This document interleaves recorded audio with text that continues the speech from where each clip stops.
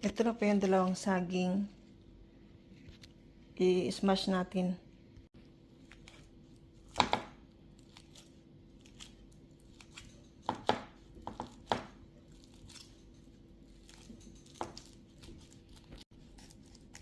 Ayan, smash na.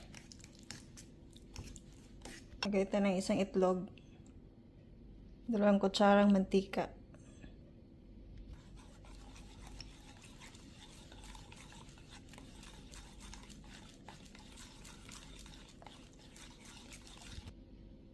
All-purpose flour.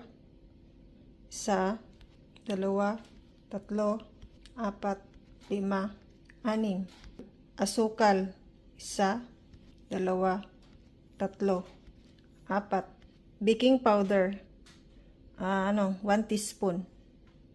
Salt, asin, half teaspoon.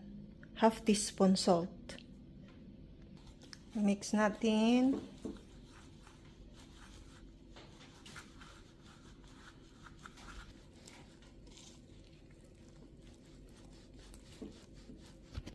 Ayan na po siya. Para pong gumagawa ka lang ng banana cake, ganun. Ito yung texture niya. Yan. Rin natin.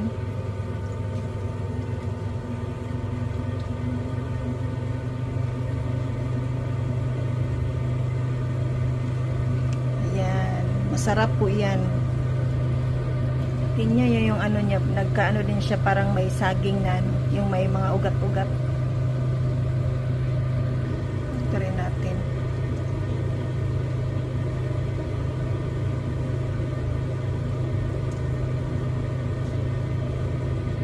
Luto na po ito, kunin natin.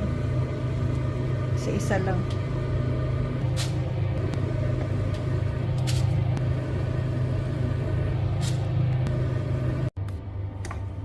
Ito na yung dalawang saging.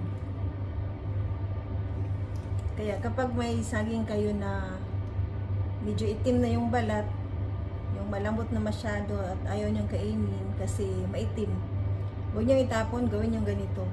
Sayang din naman. Lagyan natin ng asukal. Toppings. Para bang donut.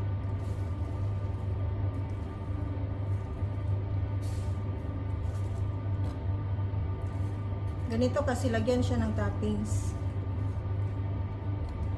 Ito. Ito po siya.